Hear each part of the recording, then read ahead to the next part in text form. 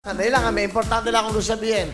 Alam nyo, pag umahanga ako sa isang tao, tinetext ko, inahanap ko ang telepono at ang kanyang number. Sa mga paso, previous po ng mga may Senate hearing, tinetext ko po ang taong ito. Alam nyo bakit? Kahanga-hanga po. Napaka-fair, napakagandang humagsalita at totoong-totoo. Please welcome ang hinahanga natin. Walang iba kundi Senator Dick Gordon!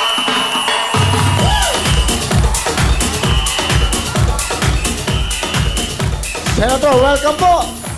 Wow, palapakan po natin, Senator Dick Gordon! Thank you, thank you. Babati po kayo, Senator. Uy, magandang hapon po sa inyong lahat. I'm sure you're having a good time with Wawa Wee Willie, Wawa Wee Philippines. That's right.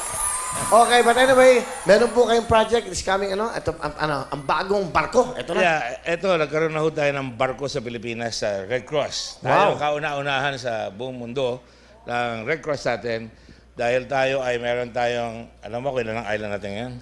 Hindi na 7,107 7,561.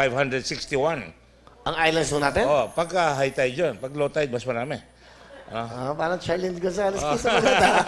Kaya inaagawan tayo ng mga Chinese sa dami ng island natin. Pero anyway, we are going to bring the ship here para pagka may bagyo ho, ang hirap pumunta ng Haiyan, ng Yolanda. Naku, hirap po pumunta doon. Naiiyak na ako doon sa Red Cross paano kami darating doon. Dala kami ng motorcade, ng mga payloader, pagkain, lahat. Ang tagal. Yung isang araw na biyahe, umabot kami natin ng 5 araw.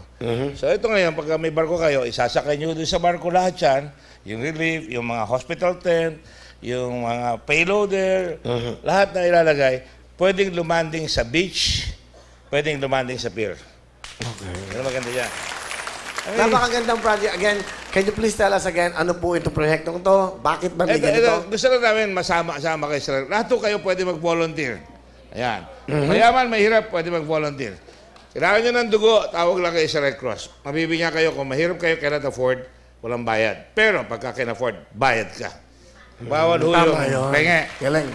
Bawal yung penge. Pero dapat, kailangan, yung talagang tutulungan. Tapos, para makatulong kayo, meron tayo sa May 13 ng Million Volunteer Run. It's the 4th. Sali kayo doon, bayad ng 500 pesos contribution, may insurance kayo doon. Makikitakbo kayo doon, pagka nanalo kayo doon, may premium rin. Pero meron kayong uniform, meron kayong ID card. At yun, ay pagka nagawa yun, meron pa tayong the biggest Red Cross symbol in the world, tao. At saka the most number of whistles in the world. Yun. Oh. Ayan, makakaroon kayo dito. Ayan. Charging! 3 points! Anyway, Senator, thank you so much. Thank you very much. Ito pong Red Cross ito. Palapangan niyo pong volunteers lahat po ng Red Cross. Ito po. Sali kayo sali kayo.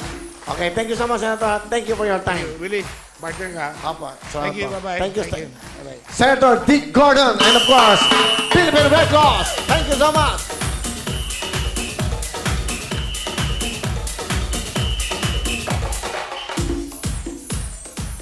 Senator Dick Gordon.